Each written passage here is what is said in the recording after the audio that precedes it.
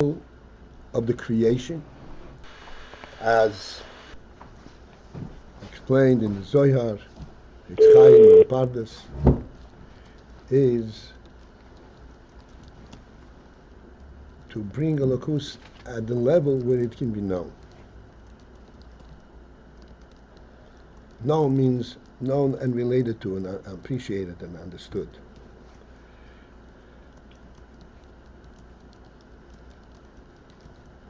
So in line with that, he explained that that knowledge is possible only in the Oyer Ho'eleki, that comes forth in so to speak, to affect, because it's hispashtut Oyer, not the etzem Ho'er. Etzem Ho'er is not possible to know, because etzem Ho'er is identical in terms of its quality to etzem itself, because Oyer stays connected to the etzem, dovuk, and therefore it's like the etzem. Just like etzem cannot be known, so too the Oyer cannot be known.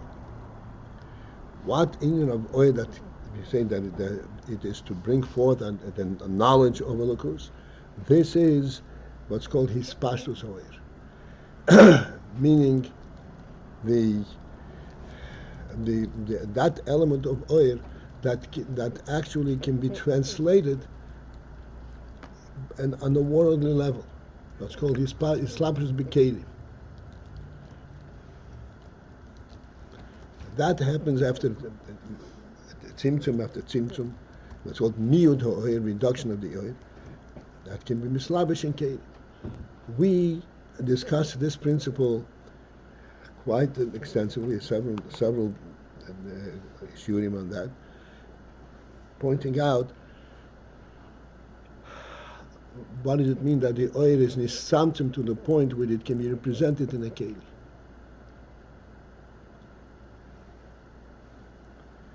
And then, once that happens, and we continue to repeat the point that when it's mislabish in the keli, sometimes it's mislabish in a keli to such an extent that you can hardly see oyer, you see keli. And here is where seichel chochma comes in, where you're focusing on the oyer element rather than the keli. Like we had explained all kinds of different illustrations of this. But even though we focus on the oyer having been reduced to the point where it can be represented in a keli, is possible to grasp it and to recognize it and to understand it and to know it. This knowledge of the oyer, the Rebbe points out, in general can be attained in two levels, in two ways. What's called ideas hametzius or asogas hamahus. They explain what's the difference between mahus and metzius. Metzius is merely to recognize, to know its existence, but not what it represents, not its reality. Mahus means that which justifies its presence. Also, in other words, meaning. That also meaning. Okay. Well, yes. Meaning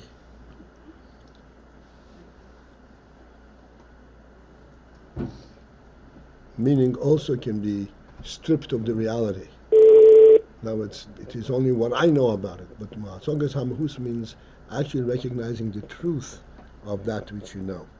That's mit Mahus.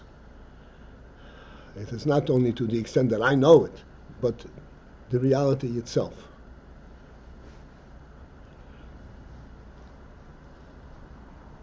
So, these are Asogas Hamahus. Again, we will discuss this quite extensively, just to bring us into it so that we will know what we're referring to. we said that there's a difference between seeing something and touching something. In a very simple terms, you're touching the object itself. You're not touching the sense of it. What does it stand for? Like when you touch a table, you're touching the physical structure of the table. Seeing, you don't see the physical structure. You see the context. What is this represent? Why is it there? Why is the whole concept there? Now, but there you see actually the concept, the spirit, and then the significance, the mahus. What makes it happen? You see the entire environment, and see the entire setup, and you say, "Oh, that's real." What's mean to Hasogas HaMahus? Hasogas HaMahus in Elokus is actually the Neshomis in Gan Eden, or the ways of Atzilus. To be masik the Mahus of Elokus through the goof, while it is in the Neshama is contained in the goof, it's not possible. Because the goof is a Metzias. Doesn't sense that reality. And the Neshama is in Gan Eden that are without a goof, or the way they think is in Atzilus where the Elkus is Begilu, there it is possible to be Hasogas HaMahus. In Biyah, when they come down into on the world of real, when things are as in oil Bekeli, there it is possible only to have Hasogas HaMetzius. Metzius means to recognize that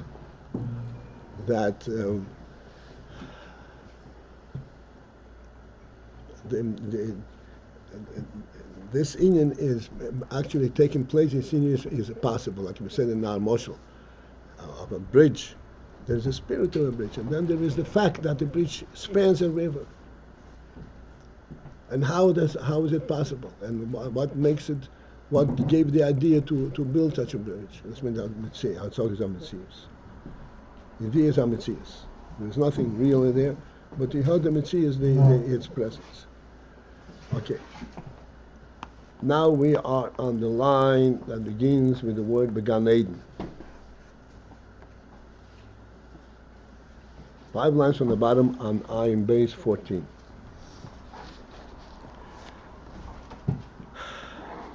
So towards the end of that line, we said that the idea can be in 2 ways: Hasogas HaMetzius, Hasogas HaMahus, or Hasogas HaMetzius. Ve'alidei zeh, and then alidei zeh, as a result of that and through that process, the process referring to over here is the union of the mamalik olam, of the oir eliki that it can be represented in keli. When mamalik olam, it goes through the tzimtzum. Again, this is we discussed a great length. The union from this stops as keli and so forth. This is a way that the oir eliki that's misamson. It's called mamalik olam. And I pointed out the term "Malik Kol Almin" is a very significant term. On the one hand, this is Memali, it is Mislabish and Kelim, but on the other hand, it is Kol Almin, which means it is not limited to one way or another. To one hand, it is Dini Holocaust to its fullest, because it has no limit. It can be in unlimited forms, unlimited kelim. So this is the Holocaust that can be musik. Malik olam. Holocaust, not the keli, but in the Holocaust itself. Like I pointed out, that each leaf on a tree represents Ayin Eliki, and there is no 2 leaves that are identical. Why? Because they each represent another form, another aspect of this Oir Eliki. ever so subtle difference. But it definitely has a different implication, a different message, a different sense. Therefore, it is alluding the fact that that leaves are formed differently is because the Oyer Eliki is being formed to represent the Oyer Eliki. To form to represent Oyer Eliki in form, there is no limit how many forms you will use to represent it.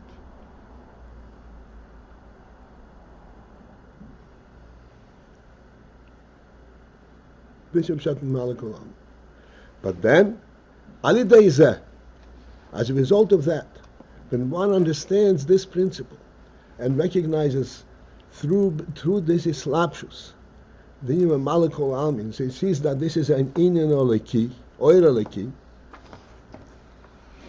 Through that process, yoidim, we also know gam as ha'oyer ein soif hamufla mehoilus.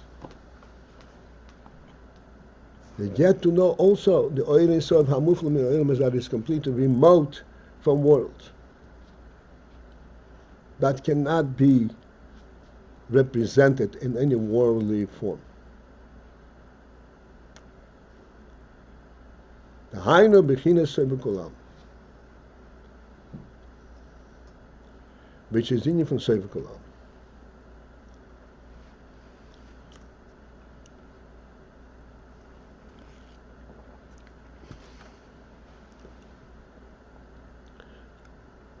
Soivik is also Soivik.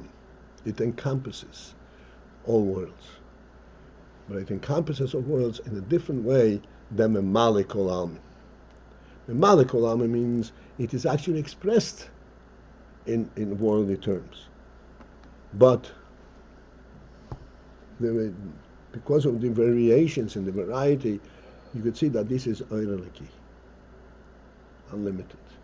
Soivik Olam is not expressed in any form.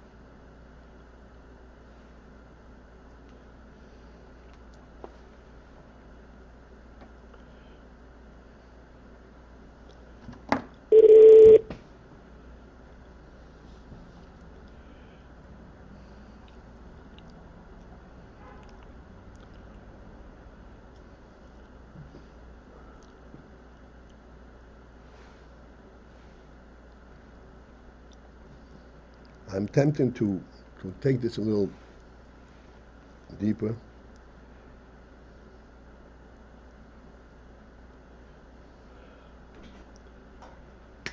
You with me or not? No, right. Okay, so I'm not going there. Okay. So this thing from Sefer Kolam, in bebchinas idiyas hametzius levad. Either the thing from Sefer Kolam, that knowledge is bebchinas idiyas hametzius levad, in the form, in the level, in the manner of idiyas hametzius levad, merely knowing its metzius.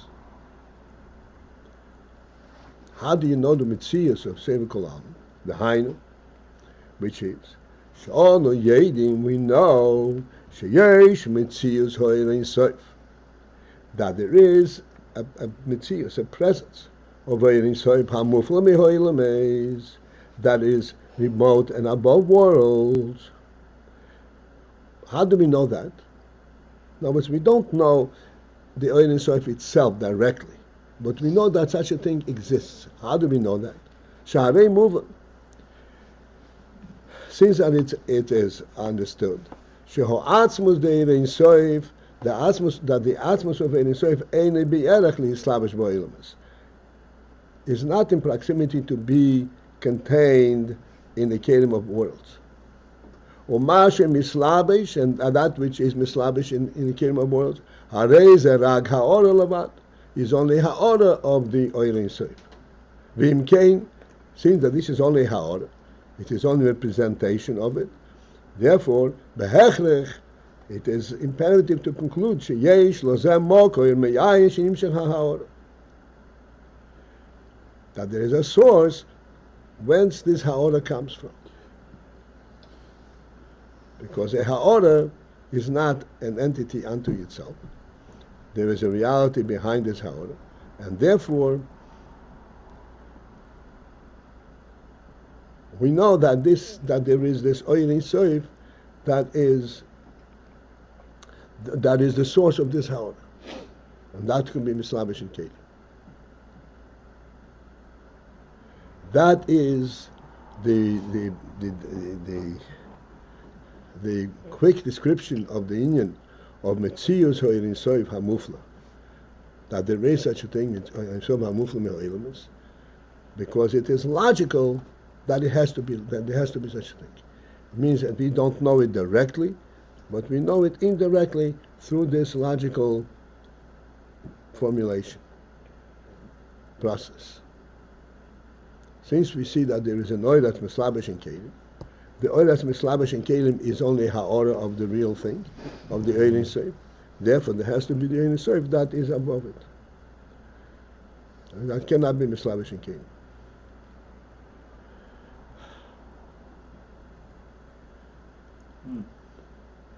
Oy b'bchinas idea be'efon ha'haflo, or there is a deeper knowledge of this idea of knowledge of eiden soif, that the knowledge is not merely knowing that such a thing exists, but the knowledge be'oifan ha'haflo.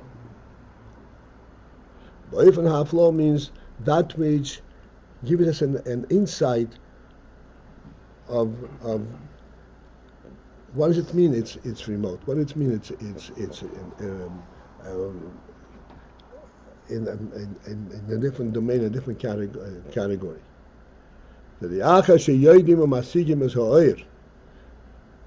Where after that we know and we comprehend the oil habab hispashtut, the oil that is mislabshut, that comes down and mislabish in a keli.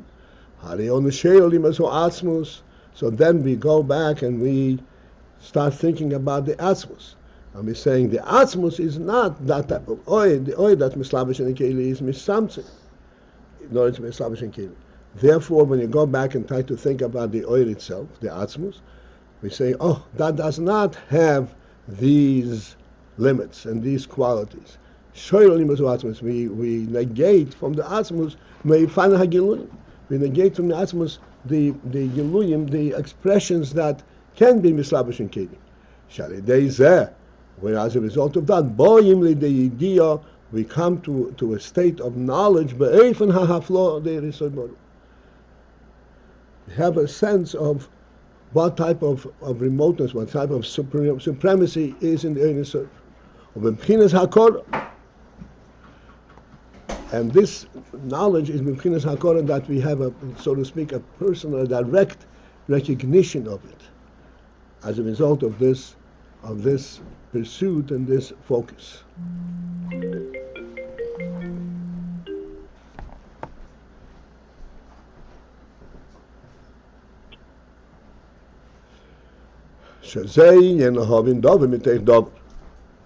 This is the general principle of that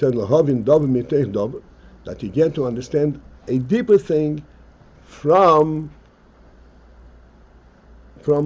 something that you can recognize on a more superficial level, and you recognize that the superficial level is actually rooted in something much deeper, and you get to recognize the deeper and the broader reality.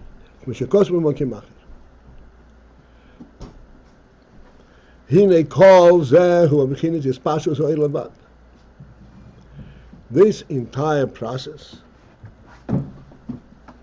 is taking place and is only the recognition of the hispashtut, only hispashtut, not the etzem hoyer.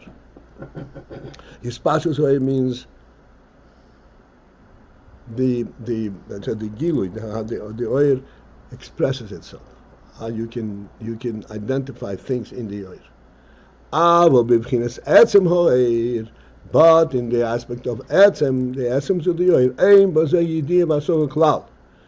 there is absolutely no knowledge or comprehension Gam bevchinas b'madregas ha'yisrael yenes. Even in most highest madrega, even in Atzilus, there is no idea v'asogo etzem ha'ir. Because etzem ha'ir, this is etzem ha'ir, as we said before, is like Asmus itself. Asmus cannot be known.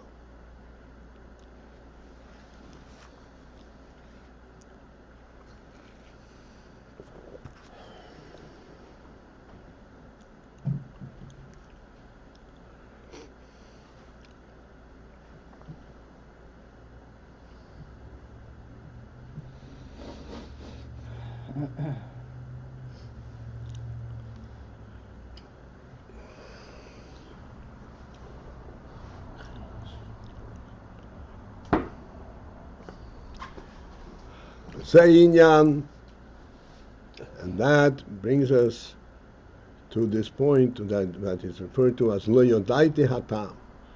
Lo yodaite hatam means I don't know the tam. I don't know. I know the reality. I know the mitzias, but I don't know the tam, the background of it. Shuv b'chinas lo yodaite. The tam is in the level of lo yodaite that is not knowable. V'hu inyan lo yoda v'lo yisyada.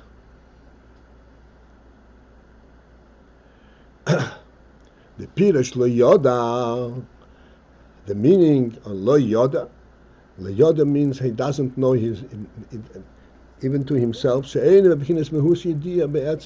Because this is not this is not a knowable element. The whole principle of idea is not applicable.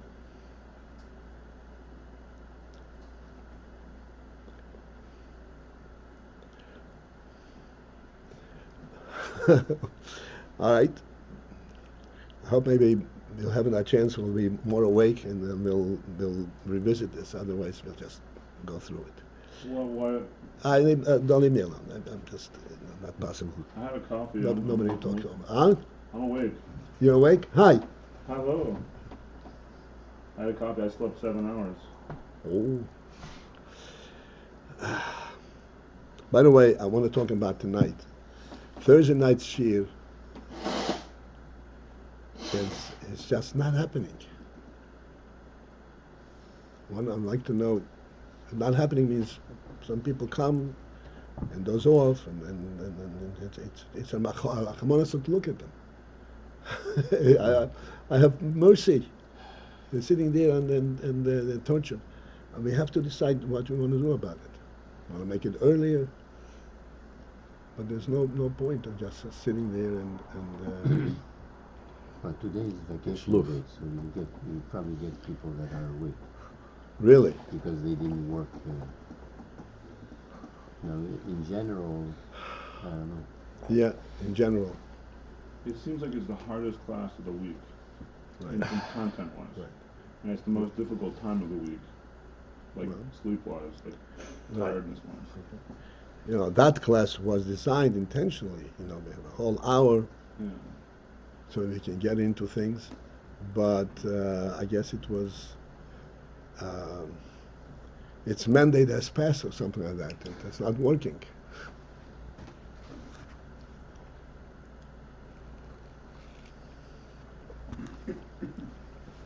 So I don't know what to suggest. I need some feedback on this because the way to me it's been going is that doesn't make any sense. Instead of 8:30, we start at 9 o'clock. Then it extends all the way, and everybody is just frustrated and exhausted. And what is it about?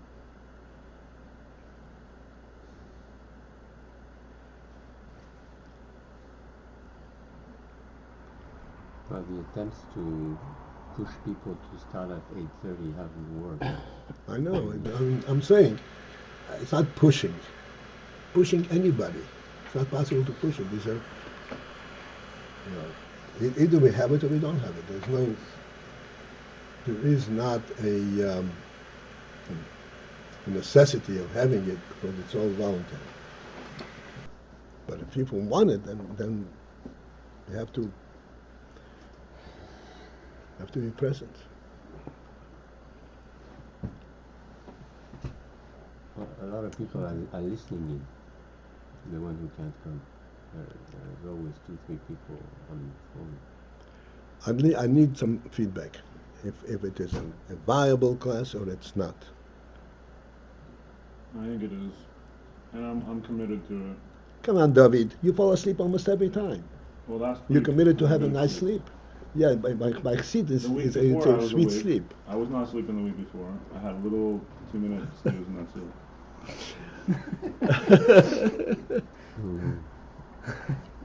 We'll leave it at that.